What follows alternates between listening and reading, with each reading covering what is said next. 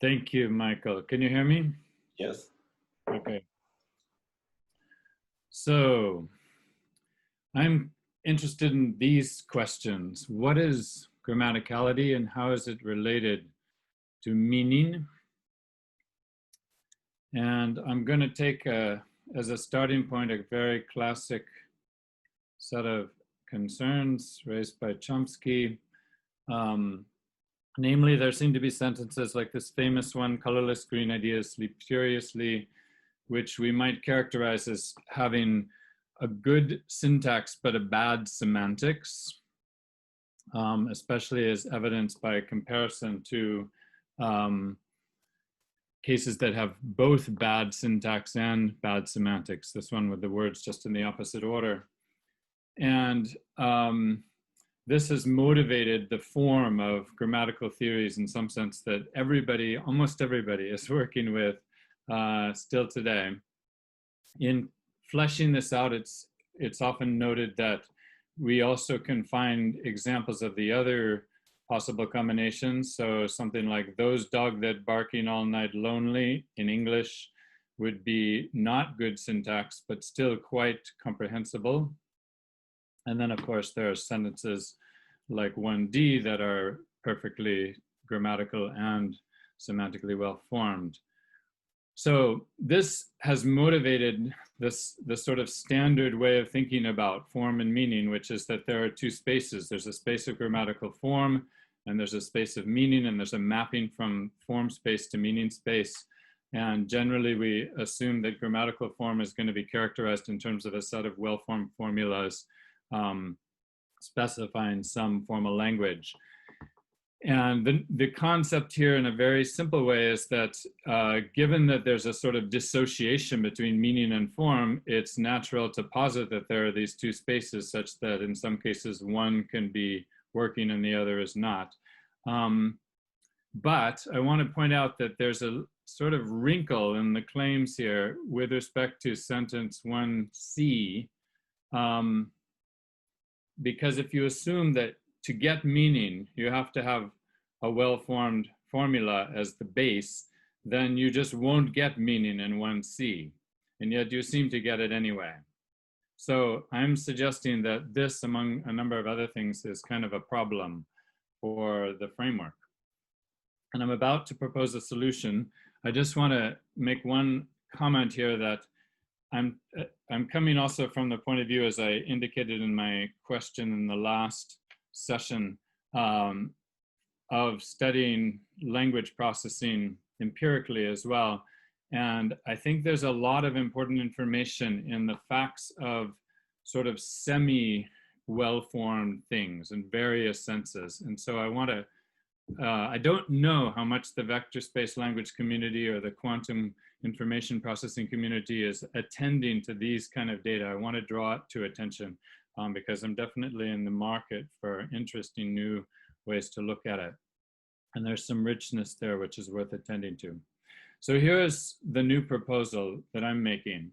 In the mind, there is only one space. We could call it syntax semantics, form and meaning. That's all there is. And I posit that this space is a complete metric space on which a dynamical system is defined, in this case, a discrete dynamical system. And I note that this could be a complete normed vector space, for example. That would be a kind of metric space. So it falls under the heading of vector space computing. This has two obvious differences from most preceding theories. For one, as I'm pointing out, there's only one space mapped to itself. And also an important feature here is that the space is a continuum. Of course, there are proposals, notably, especially in the work called dynamic syntax, that say there's only one space, which is kind of a, well, semantic space, it looks like in that case. And so my proposal is in common with that.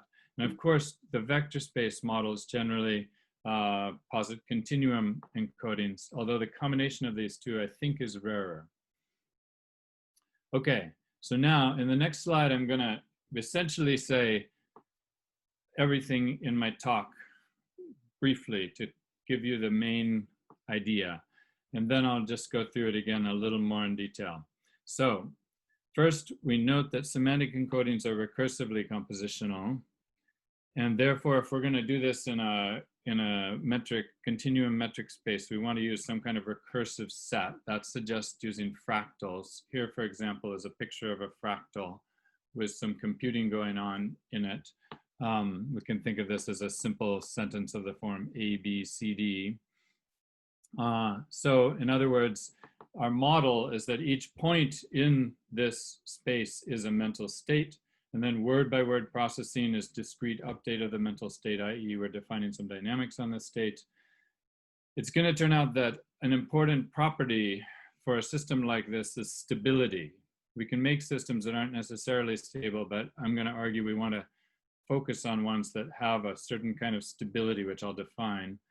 And this turns out to actually provide an interesting, I think, kind of new perspective on the questions I raised above about semantics, syntax without semantics, or semantics without syntax. And the basic answer is going to be that mere semantic badness corresponds to minor perturbation of the stable system, and syntactic badness corresponds to a more major perturbation, which can lead to, but which can actually still have coherence, can have interpretation. So that's kind of the interesting property that comes out. I'll also make a side note that these are, what I'm going to talk about here are essentially a kind of recurrent neural network. So now, going through this proposal in more detail. First of all, we want to talk about formal languages, so we're going to consider a finite vocabulary.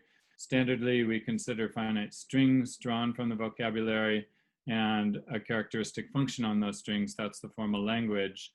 Here I want to generalize that a little bit because it's convenient to talk about one, instead of finite length strings, I'm just going to talk about one-sided infinite length strings. And this will include all the standard cases by just concatenating all the strings in any order from any standard language like the ones up above, to get infinite one-sided strings. Sequences of sentences form these. Okay, so I'll remind about the Chomsky hierarchy as a useful way of sort of getting some bearings in the space of formal languages, and the fact that we're generally kind of interested in languages that are somewhere above finite state, and the minimum of those is push-down automata languages. These are languages which have a first in, last out stack structure. They'll come up again in just a minute. So now I will ask the questions, how can we do recursive processing in the kind of vector space, metric space computer that I alluded to? Let's take an example. Here's an example of a context-free language that is not finite state. It can have various kinds of center embedded structures in it. And the concept that we want to get at is that, well, first of all, this is a language that can be very simply modeled by a push-down automaton. Note that to do that in this case, what one has to do is keep track of each substring of the form A, B, C, D that has been started but not completed. Therefore, we need a stack alphabet of actually just 3 symbols. We'll call them italic A, B, and C. And the set of possible stack configurations of the push-down automaton is going to be ABC star. That is the set of all finite length strings drawn from ABC. So we're asking for a vector space computer that can distinguish all those states from one another. This is where it's useful to employ a fractal, as I alluded to before. Here's a particular scheme for assigning the states of that stack to points in this space, and you can see that it's an orderly scheme such that every stack state is going to be put in a particular place that is unique. That's convenient because then we can do dynamics on this state, and here's how the dynamics are going to look. They're going to be update functions that just take the state to itself on particular inputs, and In this particular case, I'm showing an example which will actually model the ABCD language I mentioned. And I note that all the update functions are affine. It happens. I can do it that way in this case. So here's an example of it. Processing that one of those strings, the way it works is that it always starts at the sort of 0 point, which is in this case a half, and then it goes through processing the string, and at the end of the string, it ends up back at that same point, and that corresponds to emptying stack. Okay, so first, a kind of broad comment about the power of these systems, also picking up on that last talk a little bit, the discussion of it. Here, these particular results that I'm citing assure that we can do fairly powerful things with these. In fact, even as I acknowledge here, looking too powerful with respect to natural language. Later, I can address that if anybody's interested. I also comment that this is a subset of results. With general cases, we can get even more powerful results about what's modelable. So this is a very unrestricted system ultimately. Now, there's a weakness here that I alluded to earlier, and the weakness is that fractal grammars with affine transfer functions are not stable. Here's an illustration of that, processing a string from that same language I was talking about, where I just introduce a single perturbation, a few steps in to the processing, and as shown in the diagram in the upper right here, the state is displaced off of the fractal. So it doesn't stay on the particular manifold where the grammatical processing has been defined. It goes off, and it can go arbitrarily far off under particular conditions. So this is a sense in which and it doesn't ever come back, as shown by the graph at the bottom. The distance keeps staying far away. This is, I argue, undesirable for this kind of system. And most real systems, if you want them to do good work for you, it's better if they're stable. So we want a stable one. So first we have to define stability for this kind of a system, because this is a driven dynamical system, and it's thus has a sort of special element. There have been different proposals for how to do it. I'm going to do it in a particular way here, which is especially relevant to grammar. Consider an iterated function system. That's one of these kind of fractal grammars with vocabulary 1 through K and one-sided infinite string language. Let GM be the grammatical manifold. That means the blue points in the preceding diagrams where the system is supposed to stay when it's doing grammatical processing. It has a labeling saying what's possible at each point. If upon perturbation within a radius delta of a point in the grammatical manifold, the system being driven by any possible grammatical future from then on converges back to GM with correct labeling, then we say it exhibits back in Kansas stability. That's the name of this kind of stability. And we say that the points in the GM along with their labels are an attractor of the system. So it's back in Kansas stability essentially because when Dorothy went back to Kansas long enough, she eventually just sort of life became ordinary again, and she could predict what was going to happen. So we're going to be interested in systems that have that property, even after a very sort of strong disturbance, or some kind of disturbance that displaces the system. We want it to be able to go back to its original behavior.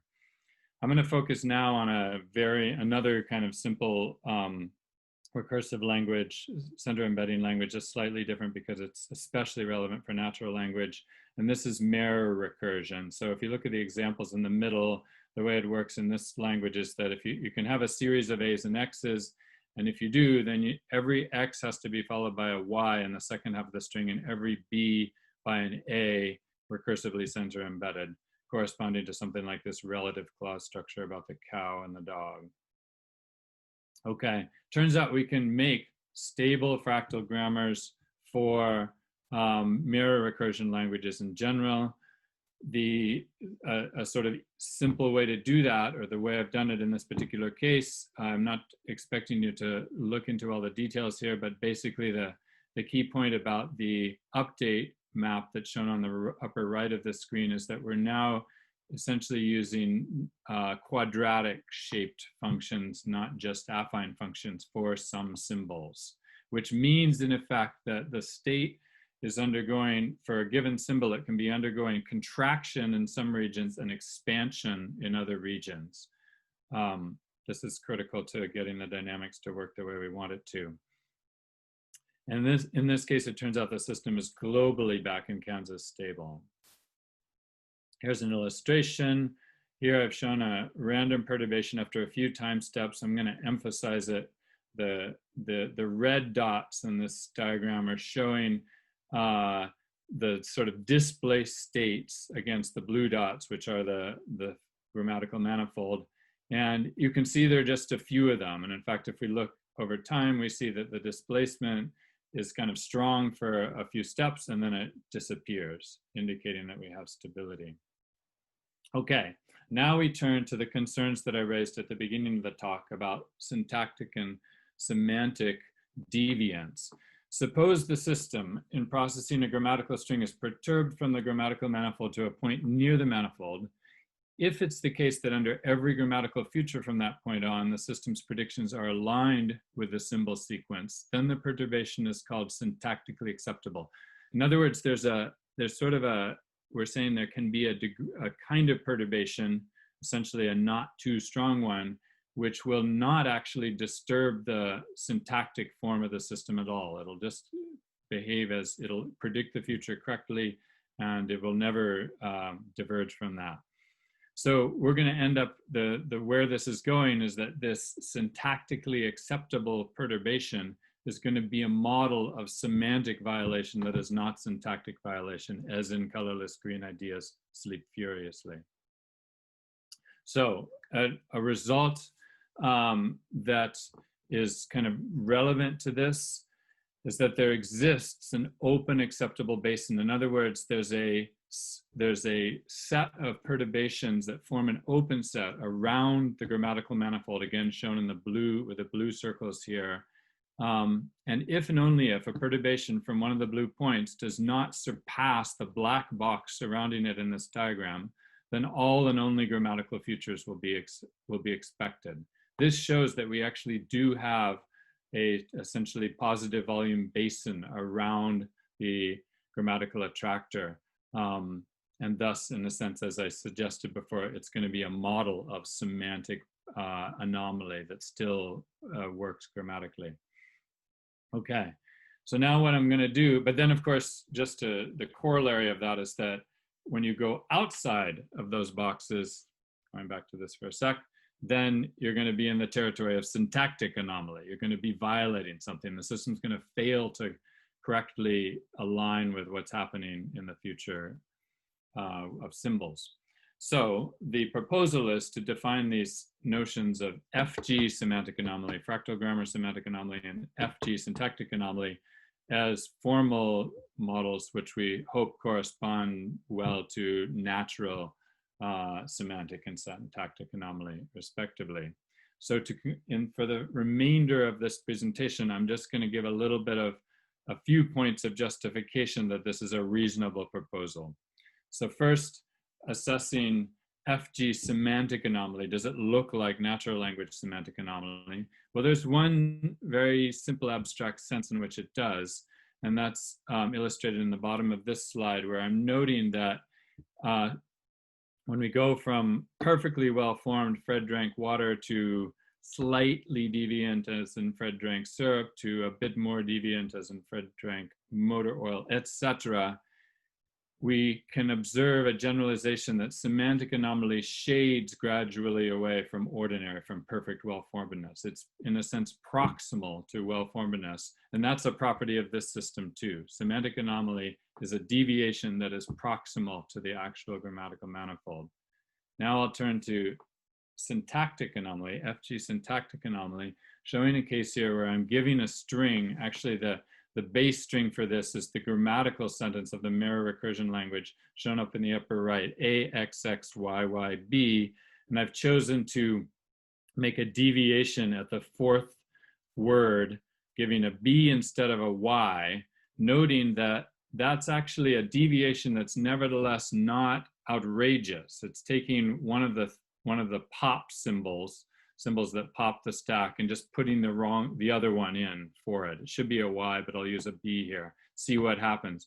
Turns out that what the model does, is shown by these big blue and red dots, is that it parses the first 3 words perfectly, shown in blue, then it gets the anomaly and it throws it way off the grammatical manifold. Notice the grammatical manifold is now down in the bottom of this picture, and there's a bunch of empty space up here. System has been thrown way off. It stays way off for the next Y, but then by the final B, it's back exactly where it should be, and it'll process everything from there on correctly.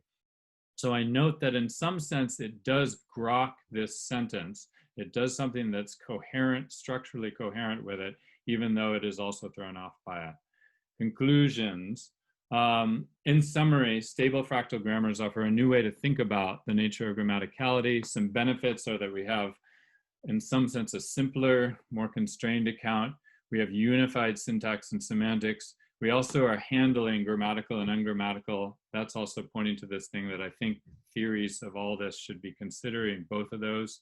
We also get gradient effects, which are well documented. Some challenges are that the examples are not very rich. I recognize that especially work in dynamic syntax has gone further in providing richness of the semantics. Also a challenge is that this is based on the empty stack paradigm of modeling formal languages, which means at the end of every sentence, the system has totally forgotten what the sentence said. That's not desirable because people in processing language clearly get things out of sentences. That needs to be worked on. So in any case, to summarize, I think this approach bears further looking into. Thanks.